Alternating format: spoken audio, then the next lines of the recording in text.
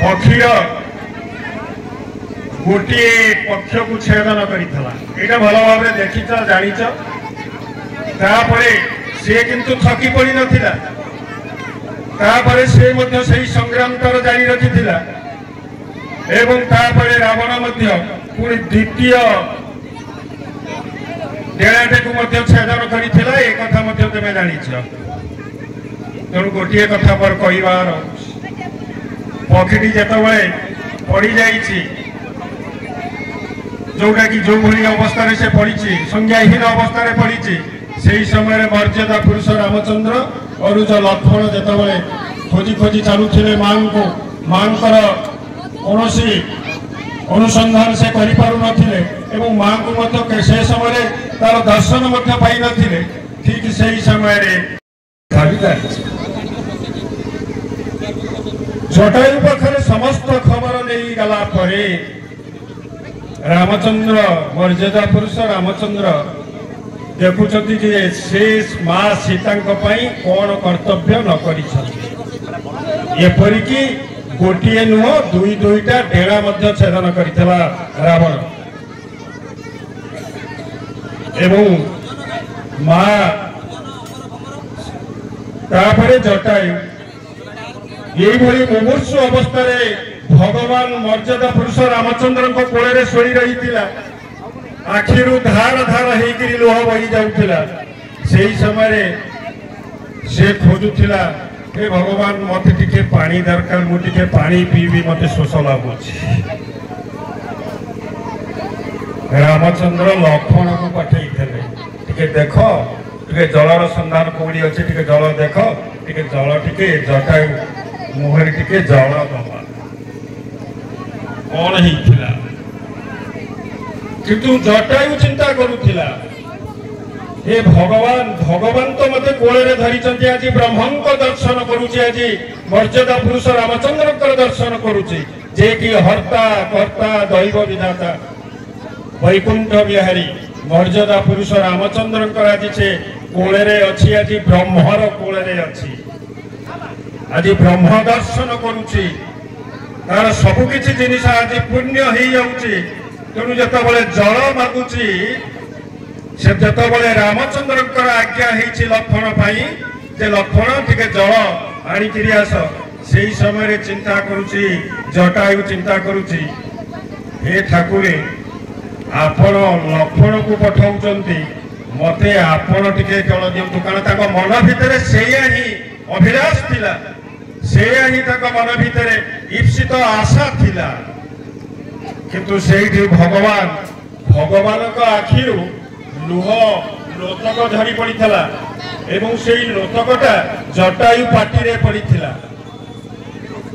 जटायु से ही शेष निश्वास त्याग कर से जटायु को निजे ब्रह्म कांधे नहीं लक्ष्मण नहीं नथिले निज कांधे बहन करी संस्कार करते जटायु तेज चिंता कर देखी से आंतरिकता थिला से भल पाइबा थिला भगवान को ऊपर मर्यादा पुरुष रामचंद्र को ऊपर से भल पाइबा थिला से आंतरिकता थिला से मानसिकता थिला मन भीतर थिला जे ठाकुर लक्ष्मण को कहीं पठाउचंती जल पाई मते ठाकुर टिके जल दियंतु किंतु ठाकुर निजे जेहेतु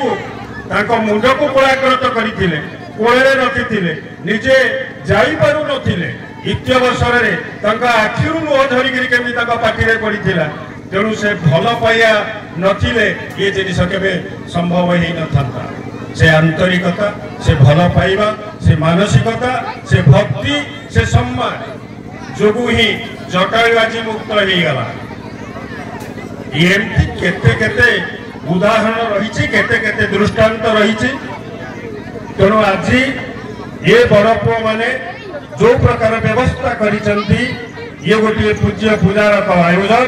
ये गोटे गुरु गुरुजन आयोजन समस्त बंधु माने जहाँ जहाँ किसी कहले जे समस्ते समस्त भीतर गोटे मनीष पणिया सृष्टि हो गोटे मानविकता सृष्टि हो से मनीष पणिया रे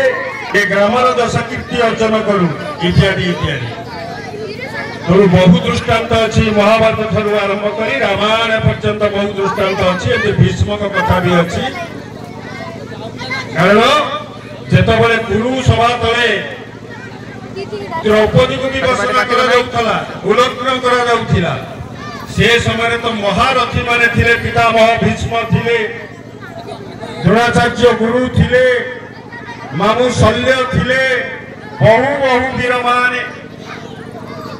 ଯାହାଙ୍କୁ ପ୍ରତିହତ କରିବା ଅସମ୍ଭବ ସେହି ବୀରମାନେ ହିଁ ସେଠାରେ ଉପସ୍ଥିତ ଥିଲେ।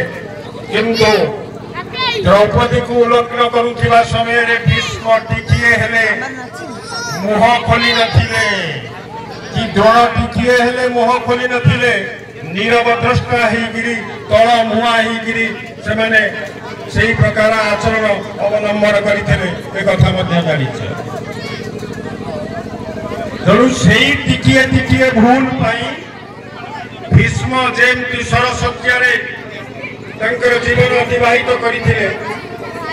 ଏବଂ ଭୀଷ୍ମ ଯେତେବେଳେ ସରଶଯ୍ୟାରେ ଅଛନ୍ତି ସେତେବେଳେ ଭଗବାନ କୃଷ୍ଣ ଯାଉଛନ୍ତି ଦେଖା କରିବା ପାଇଁ। ବାଟରେ ଦେଖୁଛନ୍ତି ଦ୍ରୌପଦୀଙ୍କୁ, ଦ୍ରୌପଦୀ ଟିକେ ମୁର୍କି ହସୁଛନ୍ତି, ମୃଦୁ ଭାବରେ ଟିକେ ହସୁଥିଲେ, ଅଳ୍ପ ଅଳ୍ପ ହସୁଥିଲେ ଏବଂ ମତେ ଉଲଗ୍ନ କରାଯାଉଥିଲା। ସେହି ସମୟରେ ଏ ପିତାମହ ଭୀଷ୍ମ ଥିଲେ, ଯିଏକି ନୀରବ ଦ୍ରଷ୍ଟା ସାଜିଥିଲେ, ଟିକିଏ ହେଲେ ବି ସେ ମୁହଁ ଖୋଲି ନଥିଲେ। ତେଣୁ ମୁଁ ସେଇଥିପାଇଁ ହସୁଛି ଯେ ସରଶଯ୍ୟା କିପରି ଭାବରେ ଏଠି ଗୋଟିଏ କଥା ମୋର କହିବାର ଅଛି, ଯଦି ଆମେ ପାପ କରିବା ତାହେଲେ ଆମ ପାଇଁ ପାପ ଅଛି। ତେଣୁ ମୋଟ ଉପରେ ଆମେ ଜଣେ ଜଣେ ଭଲ ମଣିଷ ହବା। ଆମରି ଭିତରେ ଯୋଉ ମଣିଷ ପଣିଆ ଅଛି ସେ ମଣିଷ ପଣିଆକୁ ଆମକୁ ପ୍ରକାଶ କରିବାକୁ ପଡ଼ିବ ଏବଂ ଯାହା ଦ୍ୱାରା କି ଆମେ ସମାଜରେ ଛିଡ଼ା ହେଇପାରିବା ଏବଂ ଆମର ଯଶ କୀର୍ତ୍ତିକୁ ରଖିପାରିବା। ଆଉ ମୁଁ ବିଶେଷ କିଛି କହୁନି, କାରଣ ପିଲାମାନେ